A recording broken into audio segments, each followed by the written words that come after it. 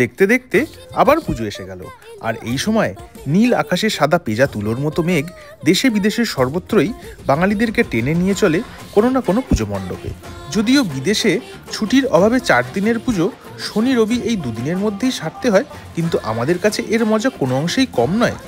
কারণ এই সময় আমরা আমাদের ট্র্যাডিশনাল পাঞ্জাবি পাজামা ও শাড়ি কাপড় পরে বন্ধু বান্ধবদের সঙ্গে একজোট হই, অনেকটা ছোটবেলার পুজোর দিনগুলোর মতোই।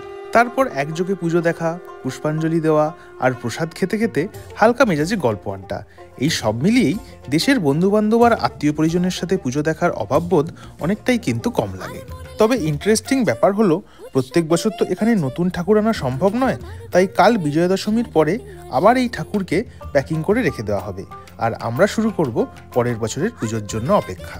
আশা করি তোমরাও পুজোয় খুব এনজয় করছো এবং আমাদের তরফ থেকে তোমাদের সকলের জন্য রইল শারদ শুভেচ্ছা।